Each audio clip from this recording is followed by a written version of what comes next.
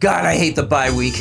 But, that's past us now. We got a game to look forward to, Pat. They're playing the Chargers. It's a difficult team to get kind of a handle on, don't you think?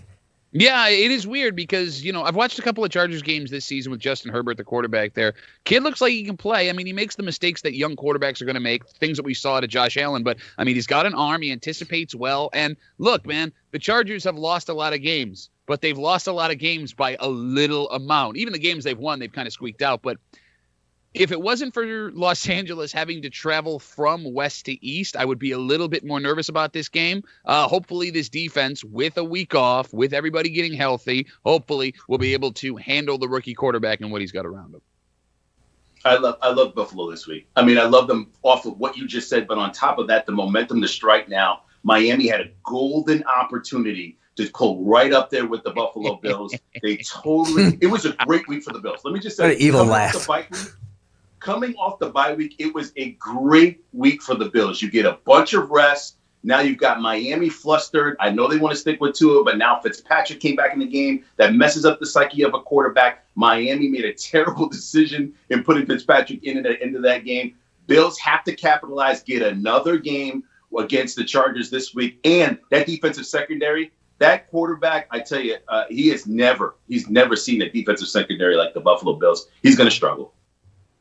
Well, I want to make sure that we have this straight. I think something's wrong with Twitter. Did you guys see that Twitter broke? Because I had a bunch of tweets from Dolphins fans after the end of the Cardinals game. And then after the Broncos game, they all disappeared. Did they all get kicked off of Twitter? Can we check that out? How great was that last week? Oh, my God. Tua Tagovailoa, he's the second coming. He's great. You'll see. We're going to catch it now. Oh, 3-win Broncos team. Wah, wah, wah, wah.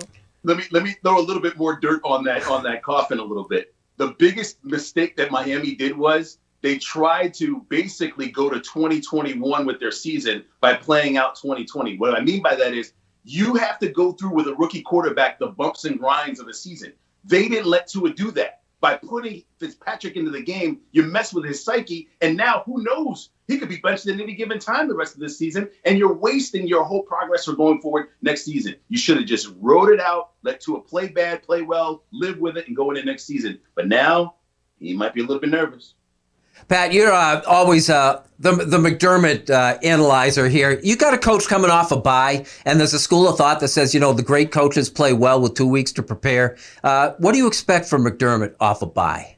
Well, preparation is an interesting word for McDermott because there is no coach that is better prepared to play a game than Sean McDermott. Legitimately, this is a guy who, and I'm not making this up, micromanaged his team his first season so much that he had players practice drive to the stadium the Friday before the game and walk through what they were going to do in the locker room. I'm not making that up. That literally happened. Problem is, you can only prepare for so much. It's why the Bills get out to leads so often in games, right? You have your pre-scripted plays, your pre-scripted third downs. I hope he doesn't over-prepare. I hope he doesn't go control freak. And I hope that if things get a little dicey, which it could be with Herbert chucking the ball around, that he's willing to be malleable when it comes to what works inside the game versus what he thought was going to work outside the game. Did he fix the running game? That's all that matters. That's the final piece for your Bills team. Did he fix it? That's all that matters. Duffy, that's all that matters. No, who needs a running game? You don't run the ball now. We don't run the ball anymore. Just throw the ball every down. We don't need to run the ball. Keep throwing the ball. Pick the game, Pat. I got a 5-point line here. Favors Buffalo over the Chargers. I think 2 weeks rest. Chargers coming west to east. Yeah, the Bills win, and they do it by more than 5. So take them. Tariq?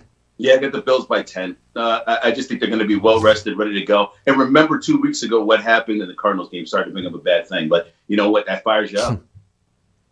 I'm with you guys. I got Buffalo by 7. The Chargers are interesting, though. I mean, with a 3-7 record, they've only been outscored by 7 total points. That's worrisome, but at the same time, it's a team that's found a way to lose games that they ought to win. And you kind of like playing those teams because the Bills used to be one of them, right?